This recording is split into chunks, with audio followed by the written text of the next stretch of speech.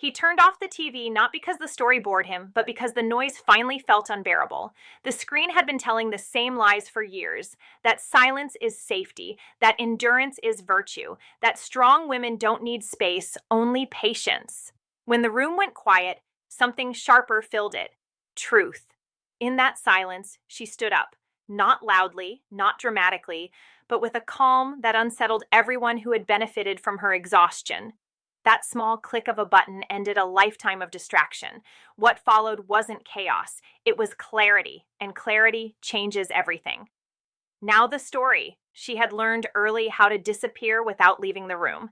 It was a skill praised as maturity, labeled sacrifice, rewarded with temporary peace. Whenever voices rose, she softened. Whenever expectations piled up, she carried them. Whenever dreams knocked, she postponed them. She did not complain because she had been taught that complaint was weakness, and weakness invited punishment. So she became efficient at surviving, efficient at smiling, efficient at absorbing blame that didn't belong to her, efficient at being the steady one while everyone else unraveled. The world loved her for it, or at least it loved what it took from her.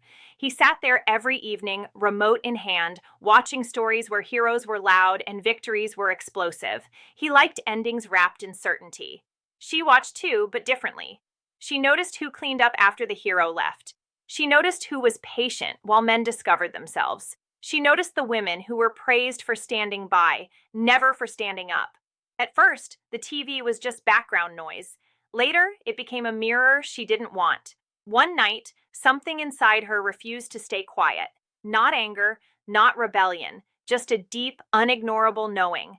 She realized she was tired of rehearsing her life instead of living it, tired of explaining her exhaustion to people who rested comfortably on her effort, tired of shrinking so others could feel tall. He turned off the TV because he felt it too: the discomfort of silence when there's nothing left to distract you from the truth.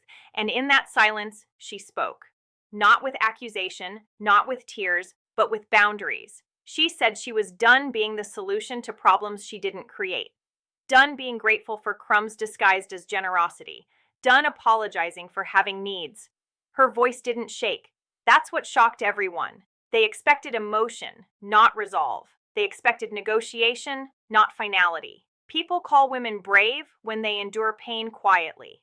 That is the lie this story rejects. Her bravery was different.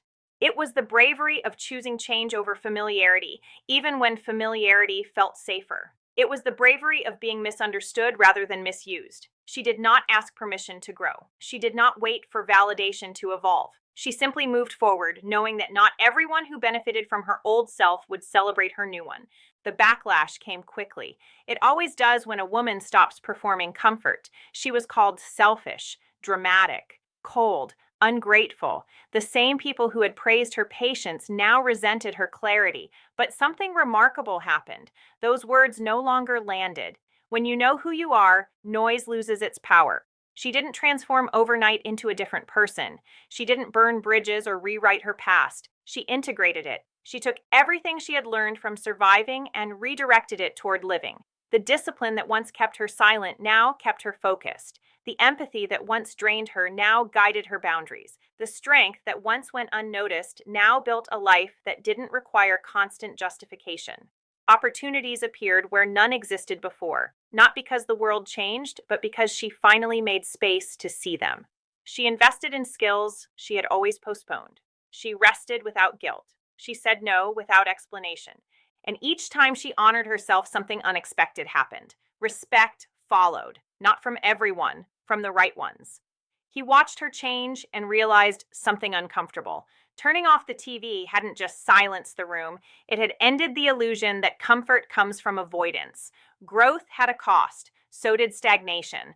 Only one of them paid dividends. This is not a story about a woman being saved. It is not a story about revenge or proving anyone wrong.